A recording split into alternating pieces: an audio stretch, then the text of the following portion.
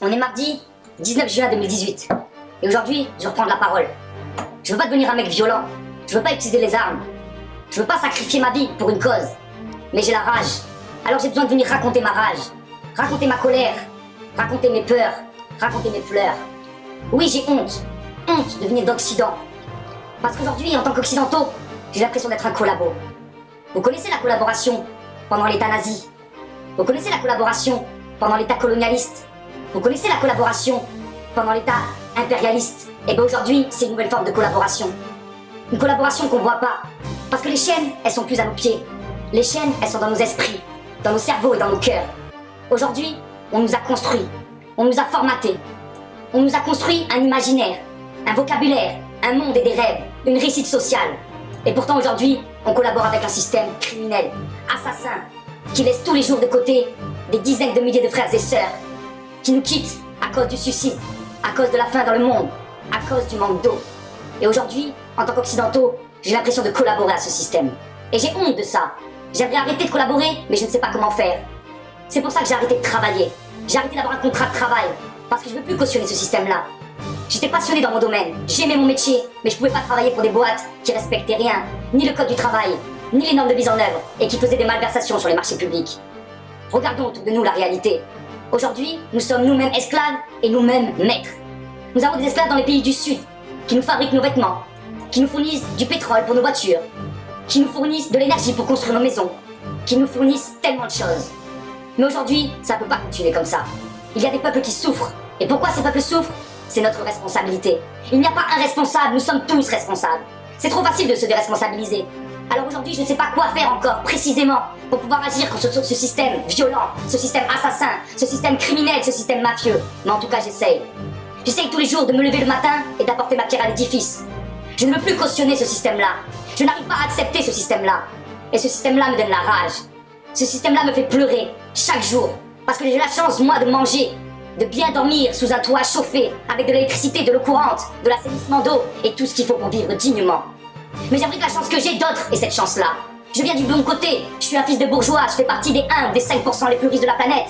Mais je n'accepte pas cette réalité-là. J'aimerais que la chance que j'ai eue, avoir l'amour de mes parents, avoir la santé, avoir des amis, avoir le sommeil. J'ai eu la chance d'avoir l'éducation, je n'ai jamais manqué de rien. On m'a appris la sobriété, mais je n'ai jamais manqué de rien. Aujourd'hui, c'est la surabondance, c'est l'excès. On n'existe plus, on est simplement dans le matériel. Dans le matériel, on accumule. Mais on accumule pourquoi? Est-ce que le but de la vie, c'est d'accumuler? Je ne pense pas. Je pense que le but de la vie, c'est de rencontrer, de partager, d'échanger. Et vous savez, l'ère de la compétition, qui mène la danse de la civilisation depuis maintenant 2 ou 3 siècles, c'est une parenthèse dans l'histoire. L'être humain n'a jamais pu faire société uniquement basée sur la compétition. Parce qu'à l'époque, les conditions étaient rudes. Il n'y avait pas les avancées technologiques modernes.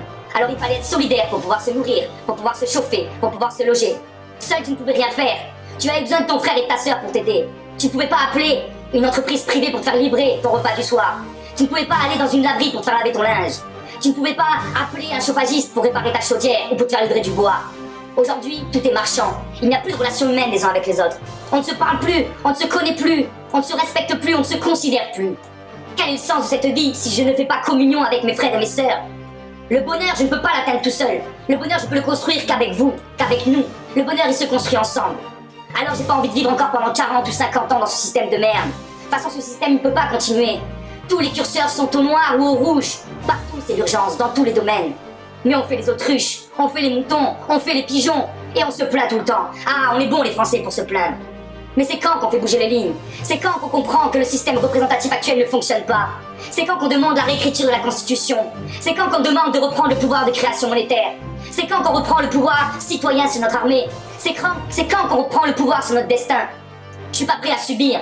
J'ai été spectateur pendant 20 ans de ma vie. On m'a trahi, on m'a menti. J'ai été blessé dans mon ego, dans mon estime et dans mon amour propre.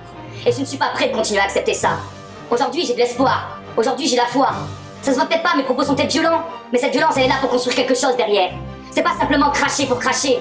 C'est cracher ma haine pour pouvoir la sortir, pour pouvoir donner envie à mes frères et sœurs de s'unir pour construire ensemble. Aujourd'hui, les solutions sont là dans tous les domaines. On peut nourrir 12 milliards d'êtres humains avec l'agriculture naturelle, la permaculture, l'agriculture biologique. Aujourd'hui, il y a des systèmes de monnaie alternatifs qui existent. Les monnaies locales, mais encore bien plus puissants, l'asien. la June, une création monétaire citoyenne par l'existence, une sorte de revenu de base avec une blockchain et une toile de confiance. Aujourd'hui, on peut se soigner avec des médecines douces, elles existent, on peut s'inspirer de la médecine chinoise, ou de la médecine indienne ayurvédique, ou de l'histoire de la France et de sa médecine douce, la naturopathie qui permet la prévention. On peut faire des jeûnes. Aujourd'hui, l'éducation nous a montré des alternatives aussi. On parle de Montessori, Freinet, mais il y a aussi toutes les écoles démocratiques en France, les écoles libres avec le réseau EDEC qui se développe. Aujourd'hui, il y a des banques alternatives telles que la NEF.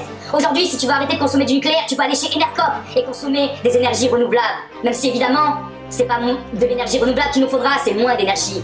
Apprendre à vivre avec moins. Parce que la planète, aujourd'hui on est 7 milliards, demain 9 et peut-être après-demain 12. Le problème c'est pas la surpopulation. Le problème c'est pas qu'on est trop nombreux. Le problème c'est qu'on en veut trop pour chacun. Mais moi je n'ai pas envie d'avoir que des choses pour moi. J'ai envie de partager avec mes frères et sœurs. Parce que la richesse de cette terre elle appartient à tout le monde. La propriété n'existe pas.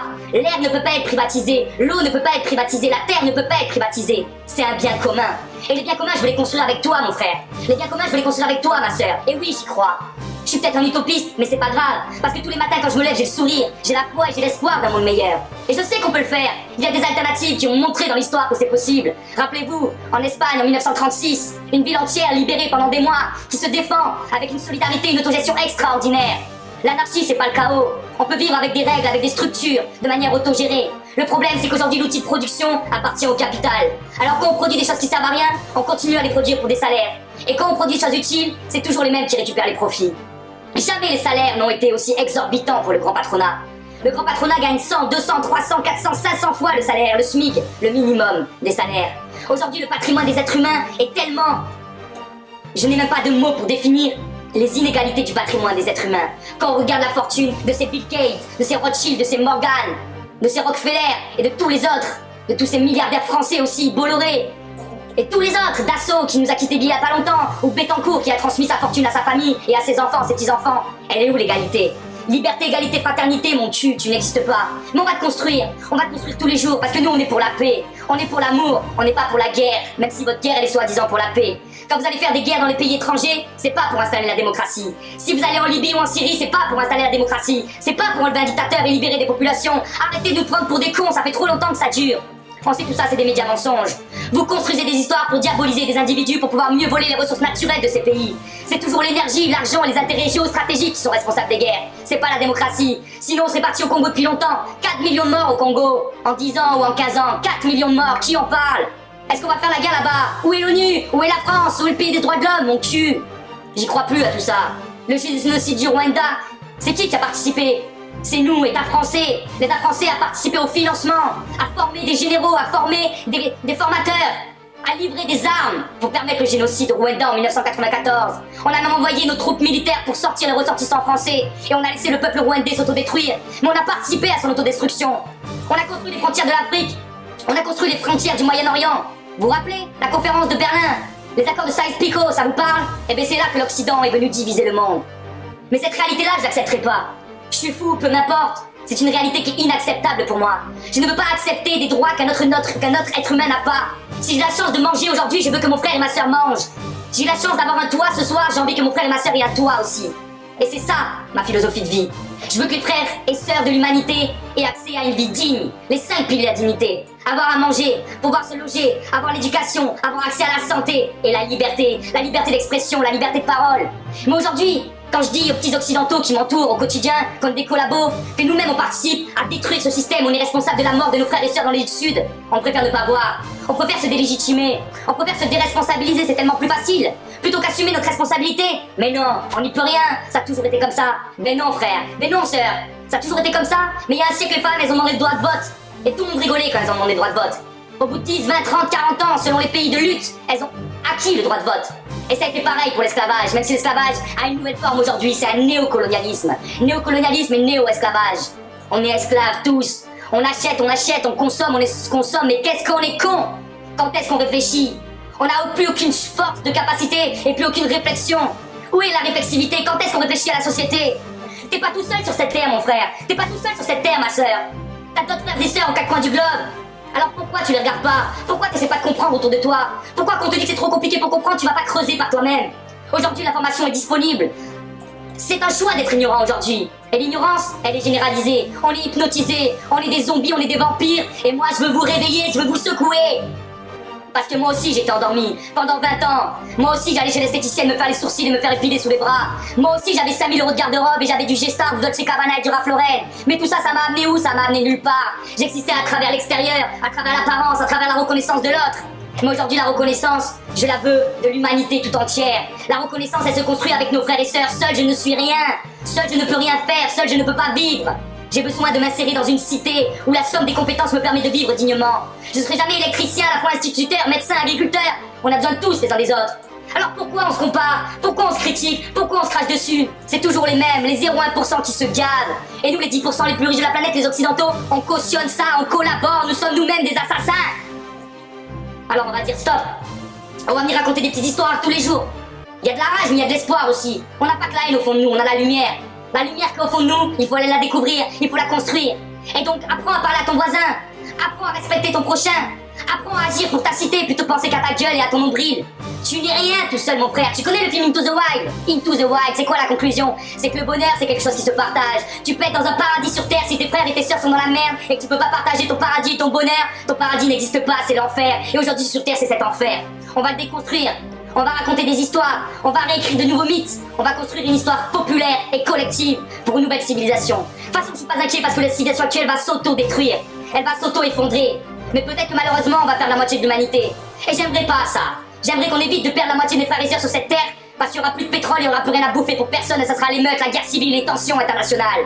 Alors oui, il y a de l'espoir, oui on agit, oui on se lève tôt le matin, non pas pour gagner 3000 euros, peut-être qu'on est au RSA, peut-être qu'on est au chômage, peut-être qu'on fait un peu de blague à droite à gauche pour pouvoir survivre, mais aujourd'hui on agit, on devient acteur de nos vies, parce qu'on a envie de vibrer, on a envie de vivre avec nos frères et nos sœurs, on a envie de voir des sourires dans la rue, on a envie de voir des yeux qui brillent, on a envie de voir des gens heureux qui se réalisent, on en a marre de voir des gens qui partent le boulot en regardant le soleil, en tirant la gueule et le soir en venant ils sont tellement tristes et tellement fatigués qu'ils passent leur soirée devant la télé, encore 3h40 de télé par jour, mais jette-la par le balcon ta télé, c'est une arme de destruction massive, c'est pire que l'arme atomique. Ils te mettent une puce dans la tête avec ça. Alors oui mon frère, oui ma sœur, écoute ton cœur, écoute ton âme, ouvre ta conscience et ensemble on va construire ce monde. Ça va être long, peut-être que nos enfants ils vont continuer, plusieurs générations seront nécessaires, mais on y croit. Alors garde la foi, on est ensemble, t'es pas seul man, t'es pas seul c'est ça. C'est une grande famille, c'est une espèce. Regarde la solidarité des espèces dans la faune et dans la flore, ils s'entraident, ils sont solidaires. À l'intérieur de la même espèce, nous on laisse des êtres humains de la même espèce que nous crever la dalle. Crever parce qu'ils n'ont pas à boire, eh ben ça c'est fini. On va arrêter de chercher le pétrole à droite, arrêter de chercher le gaz à gauche, arrêter de chercher l'uranium en haut et arrêter de chercher l'or en bas. Laissez le Mali tranquille, laissez le Niger tranquille, laissez tous ces pays qui sont tranquilles et laissez les peuples s'autodéterminer. On est assez intelligent pour comprendre, oui, arrêtez de nous faire croire que c'est trop compliqué.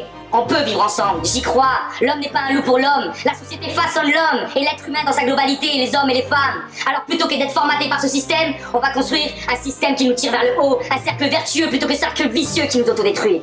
Voilà, on garde la foi, on garde l'espoir, pas la foi en l'argent, pas l'espoir en la monnaie, mais l'espoir d'un monde meilleur qu'on va construire ensemble.